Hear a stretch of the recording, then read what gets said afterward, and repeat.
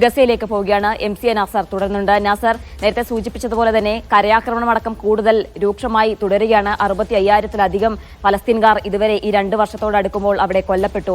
ഈ കൂട്ടപലായനത്തിൽ ആൾക്കാരുടെ ഒരു സാഹചര്യം എങ്ങനെയാണ്? കാരണം പട്ടിണി മരണം അടക്കം വർദ്ധിക്കുന്ന ഒരു സാഹചര്യമുണ്ട്. അവർക്ക് ആവശ്യത്തിന് ഭക്ഷണവും വെള്ളവും ലഭിക്കാത്ത ഒരു ഘട്ടമൊക്കെ എത്തിക്കഴിഞ്ഞതാണ്. നിരവധി പട്ടിണി മരണങ്ങളൊക്കെ നടന്നിട്ടുണ്ട്.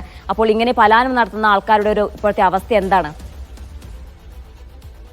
ഇതിൻ്റെ വളരെ ദുരിതപൂർണമായിട്ടുള്ള അവസ്ഥയിലൂടെയാണ് പോകുന്നത്. കാരണം ഭക്ഷ്യസഹായങ്ങൾ, കുടിവെള്ളം, ഭക്ഷണം, അതോടൊപ്പം തന്നെ മരുന്ന് ഉൾപ്പെടെയുള്ള അടിസ്ഥാന ഉപാധികളും സൗകര്യങ്ങളും പൂർണ്ണമായിട്ട് നിഷേധിക്കുന്ന ഒരു സാഹചര്യം കൂടി ഈ ആക്രമണത്തിൻ്റെ ഭാഗമായി രൂപപ്പെട്ടിരിക്കുന്നത്. ഇപ്പോൾ ഏറ്റവും അവസാനം വിടുന്ന റിപ്പോർട്ടുകൾ പ്രകാരം 4 പുതുതായിട്ടുള്ള പട്ടിണി മരണങ്ങൾ കൂടി റിപ്പോർട്ട് ചെയ്തിരിക്കുന്നു. അങ്ങനെ മൊത്തം പട്ടിണി മൂലം മരിച്ചിരിക്കുന്ന മനുഷ്യരുടെ എണ്ണം 435 ഉയർന്നിരിക്കുകയാണ്. ഇതിൽ 149 പേരും കുട്ടികളാണ് എന്നുകൂടി ഓർക്കേണ്ടതുണ്ട്.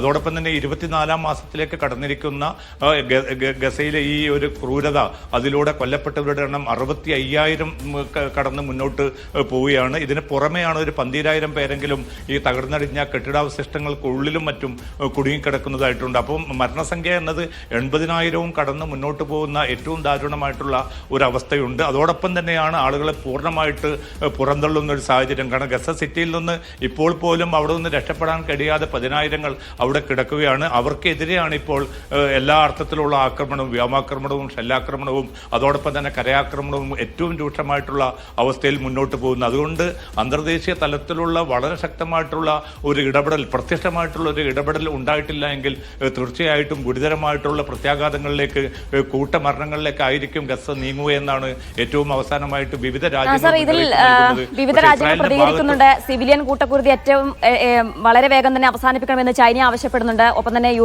വിവിധ യൂറോപ്യൻ രാജ്യങ്ങളിൽ പ്രതിഷേധ പരിപാടികളൊക്കെ നടക്കുന്നുണ്ടല്ലോ. തീർച്ചയായിട്ടും ചെയ്യുന്ന യൂറോപ്യൻ രാജ്യങ്ങൾ ഇസ്രായേലുമായിട്ടുള്ള വ്യാപാര കരാറിൽ ഇസ്രായേലിന് നൽകിയിരിക്കുന്ന ഇളവുകൾ പുനഃപരിശോധിക്കുമെന്നൊരു മുന്നറിയിപ്പ് നൽകിയിട്ടുണ്ട്.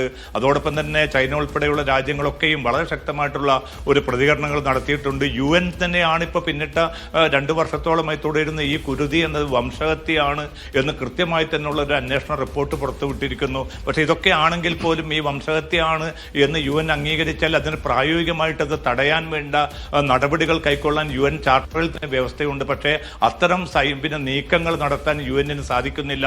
ആ UN സാധിക്കാത്തതിൻ്റെ പ്രധാന പ്രശ്നം എന്നത് അമേരിക്ക വീറ്റോ അധികാരവുമായിട്ട് ഇപ്പുറത്തുണ്ട് എന്നതാണ്. അമേരിക്കൻ നേതൃത്വം പൂർണ്ണമായി തന്നെ ഈ നടക്കുന്ന കുരുതികൾക്ക്, ഈ നടക്കുന്ന പുറന്തള്ളലിന്, ഈ നടക്കുന്ന വംശഹത്യക്ക് അനുകൂലമായിട്ടുള്ള ഒരു തീരുമാനമെടുക്കുകയും അതിനാവശ്യമായിട്ടുള്ള എല്ലാവിധ ഇന്ധനവും ആയുധങ്ങൾ ഉൾപ്പെടെ നൽകുന്ന ഒരു സാഹചര്യമാണ് നിലവിലുള്ള അവസ്ഥയിൽ ഈ സങ്കീർണമായിട്ടുള്ള പ്രതിസന്ധി നീണ്ടുപോകാൻ കാരണം. ഇസ്രായേൽ ഏറ്റവും രൂക്ഷമായിട്ടുള്ള ആക്രമണ രീതിയിലേക്ക് നീങ്ങുമ്പോൾ പോലും അതിനെ പിടിച്ചു കെട്ടാനോ നിയന്ത്രിക്കാനോ ഉള്ള അധികാരം അന്തർദേശീയ സമൂഹത്തിന്, സംവിധാനങ്ങൾക്ക് ഇല്ലാതെ പോകുന്നു എന്നതാണ് ഏറ്റവും ദുഃഖകരമായ മറ്റൊരു വസ്തുത.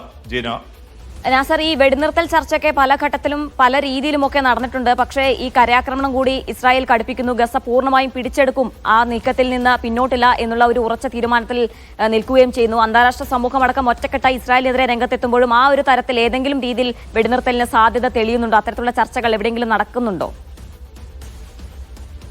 ഇതിപ്പോൾ അമേരിക്കൻ നേതൃത്വവുമായി കഴിഞ്ഞ ദിവസം ലണ്ടനിൽ ഒരു ചർച്ച നടന്നിരുന്നു. ഇസ്രായേൽ മന്ത്രി കൂടിയായിട്ടുള്ള റോൺ ഡെർമറും അതോടൊപ്പം തന്നെ അമേരിക്കയുടെ പശ്ചിമേഷ്യൻ ദൂതൻ സ്റ്റീവ് വിറ്റ്കോഫുമായിരുന്നു ചർച്ച നടത്തിയത്. ലഭ്യമാവുന്ന അമേരിക്കൻ മാധ്യമങ്ങൾ നൽകുന്ന റിപ്പോർട്ടുകൾ പ്രകാരം ഏറ്റവും അടിയന്തരമായിട്ടുള്ള ചില ചർച്ചകൾ പുനരാരംഭിക്കാൻ മധ്യസ്ഥ രാജ്യങ്ങളോട് ആവശ്യപ്പെടാനുള്ള ഒരു തീരുമാനമെടുത്തതായിട്ടുള്ള റിപ്പോർട്ടുകൾ പുറത്തു വരുന്നുണ്ട്. പക്ഷേ പ്രായോഗികമായിട്ട് അമേരിക്കയുടെ ഭാഗത്തു നിന്ന് അനുകൂലമായ പ്രതികരണം ഉണ്ടായിട്ടില്ല. കാരണം ഹമാസിനോട് എല്ലാ ബന്ദികളെയും അടിയന്തരമായി മോചിപ്പിക്കാൻ ആവശ്യപ്പെടുകയാണ് അമേരിക്കൻ നേതൃത്വം ചെയ്തത്. അതോടൊപ്പം തന്നെയാണ് ഈ ഹമാസിനെ പൂർണ്ണമായിട്ട് നിരായുധീകരിക്കാതെ ഒരു ചർച്ച നടത്തുന്നതിൽ പ്രസക്തിയില്ല എന്ന് ട്രംപും വ്യക്തമാക്കിയിട്ടുണ്ട്. അപ്പോൾ നിലവിലുള്ള ഒരു സാഹചര്യത്തിൽ ഇസ്രായേലിന്റെ അതേ നിലപാട് തന്നെ, തങ്ങൾ ഉദ്ദേശിക്കുന്ന അതേ ഉടമ്പടികൾ ഹമാസ് അംഗീകരിക്കാത്തിടത്തോളം ഒരു വെടിനിർത്തൽ എന്നത് സാധ്യമല്ല എന്നൊരു തീർപ്പിലേക്ക് തന്നെയാണ് ഇപ്പോൾ അമേരിക്കയും എത്തിച്ചേരുന്നത്. അതാണ് ഈ നിലവിലുള്ള പ്രതിസന്ധി ഇത്രയും രൂക്ഷമായിട്ട് മുന്നോട്ട് കൊണ്ടുപോകാനുള്ള ഒരു സാഹചര്യം രൂപപ്പെടുത്തിയിരിക്കുന്നത്. വൻതോതിലുള്ള ഇത്തരത്തിലുള്ള സമ്മർദ്ദം അറബ് മുസ്ലിം രാജ്യങ്ങളുടെ ഭാഗത്തു നിന്ന്, യൂറോപ്യൻ രാജ്യങ്ങളുടെ ഭാഗത്തു നിന്ന്, ലാറ്റിൻ അമേരിക്കൻ, ആഫ്രിക്കൻ രാജ്യങ്ങളുടെ ഭാഗത്തു നിന്നൊക്കെ ഉണ്ട് എങ്കിൽ പോലും അതിനെ കൃത്യമായിട്ട് പ്രയോജനപ്പെടുത്തുന്നതിൽ UN പോലുള്ള ഒരു സംവിധാനം പോലും തികഞ്ഞ പരാജയമായി മാറുന്നു എന്നതാണ് ഈ പിന്നിട്ട ദിവസങ്ങളിൽ ഏറ്റവും രൂക്ഷമായിട്ടുള്ള ഈ വംശഹത്യാ പദ്ധതികളും നടപടികളും നമ്മെ ഓർമ്മിപ്പിച്ചുകൊണ്ടിരിക്കുന്നത്. ജീന, ശരി നാസർ, ഏതായാലും ഗസ കൂടുതൽ ചോരക്കളമാവുകയാണ്. കൂട്ടത്തോടെയുള്ള പലസ്തീനുകാരുടെ പലായനം തുടരുകയാണ്. കരയാക്രമണം ഇസ്രായേൽ കൂടുതൽ ശക്തമാക്കുകയും ചെയ്യുന്നു. അന്താരാഷ്ട്ര സമൂഹം ഒറ്റക്കെട്ടായി ഇസ്രായേലിനെതിരെ രംഗത്തെത്തിയെങ്കിലും ഇവർ പിന്നോട്ടില്ല എന്ന നിലപാടിൽ ഉറച്ചു നിൽക്കുകയാണ്. MC നാസറാണ് വിവരങ്ങൾ നൽകിയത്.